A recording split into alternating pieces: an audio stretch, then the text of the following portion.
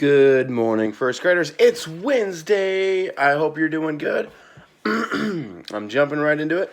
Chapter 4. Jamie dropped to his hands and knees and edged toward the place where Juana had disappeared. He felt the hot steam on his face as he peered into the blackness. Had they lost their faithful friend? Juana! Jamie called out tentatively into the dark chasm. Grunk. The response was soft and frightened, but relief flooded through Jamie. Juana was still alive. I could see him! Jamie yelled. He's stuck on a sort of rock shelf. We've got to rescue him, Tom exclaimed. Jamie took off his backpack and lay down on his stomach. I'll try to reach him. Tom held his friend's ankles as Jamie leaned carefully over the hole.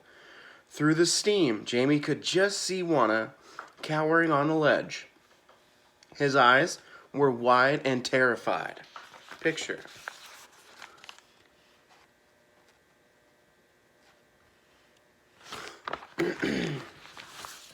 Beyond him was nothing but the dark of the deep, steaming pit.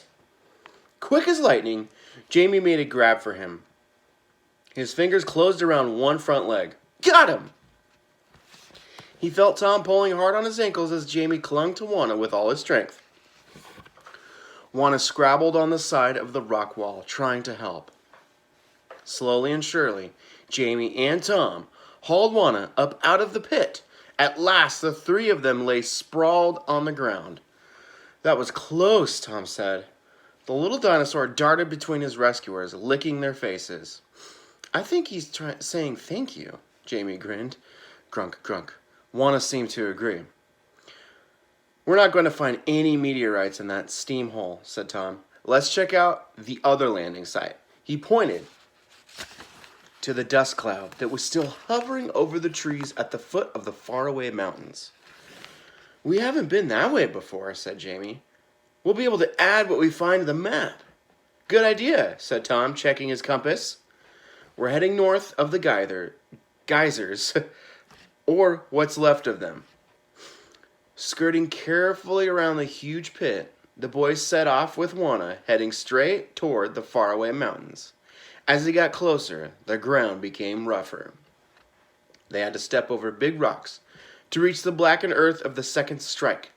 More plants were crackling around them, and they could see that the trees nestling at the foot of the mountains had been scorched by the blast. There were small fires burning among the broken branches. On with our mission, said Jamie. Meteorite, here we come. There's the crater, said Tom. He pointed to a dip in the ground about 20 yards ahead. Picture.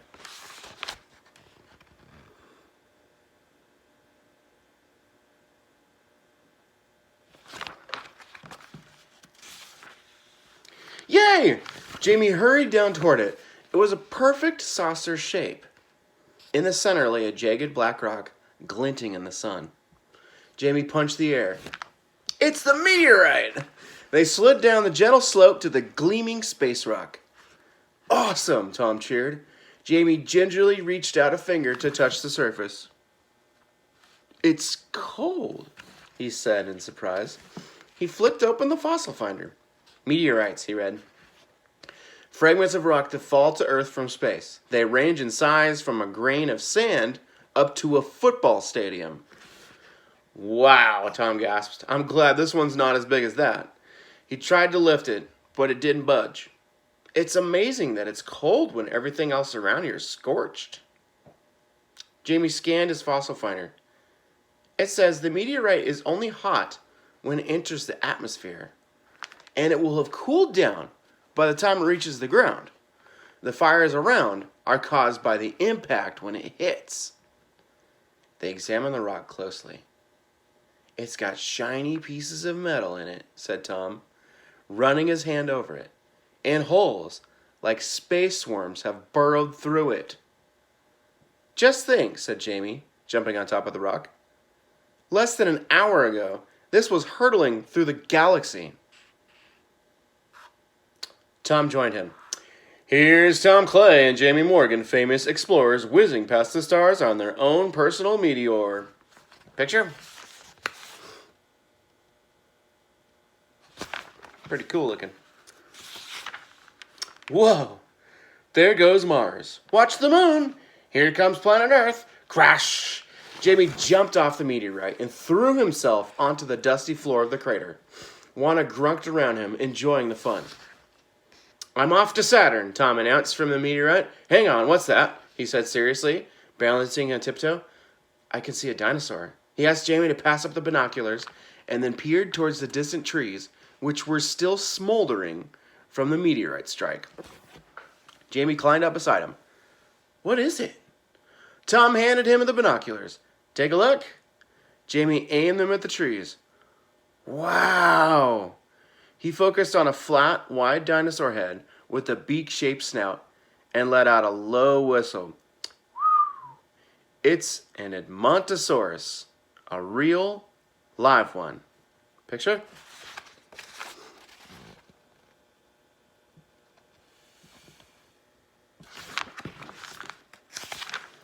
And that concludes chapter 4. This is a shorter video, guys. There will be another chapter tomorrow on Friday, and then we'll be done with this book. Be on the lookout, or tell your parents to be on the lookout for a Zoom meeting invite for tomorrow. Okay? We'll be having our Zoom meeting tomorrow at 7. Like I said, you'll need a paper and pencil. Blank papers will be perfect, but if you only have lined paper, no big deal. Both will work. Yeah. Let's see. What did I do yesterday? I finally mowed the lawn. I did it. Well, I only mowed the backyard. It took me forever because I edged the edges of the grass where it meets the sidewalk.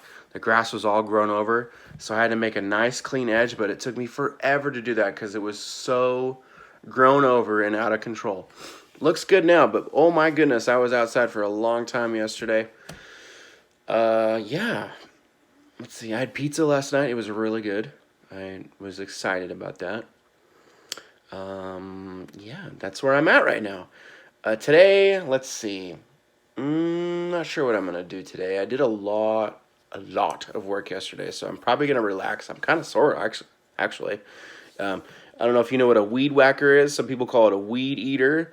It's got a little string on the end, and you go rim, rim, and it spins, and that's how you can trim, like, really long vegetation, like grass. That's what I use to edge. But anyways, I was using that trimmer for about 3.5, 4 hours. So my forearms just felt, like, funny when I was done. So I'm still feeling it today. So I'm going to relax, use that as an excuse to just chill, not pull weeds today. So, yeah, that's my day. I got my coffee. It's pretty good. It's pretty good. I'm not done with it yet. Yeah, I'm excited to find out what happens in the Stampede of Edmontosaurus in Chapter 5 and 6. And then we're going to get into the Bailey School Kids. Ghouls don't scoop the ice cream. Don't scoop ice cream. Not the ice cream. We'll be into that one next week. I'm excited for that one, too. I really like the Bailey School Kids books. Those are awesome. Liking the Dinosaur Cove book, too. Books. I'm enjoying those as well. Yeah, I feel like I'm rambling right now, so I'm just going to say goodbye. Have a good day, and I will see you tomorrow.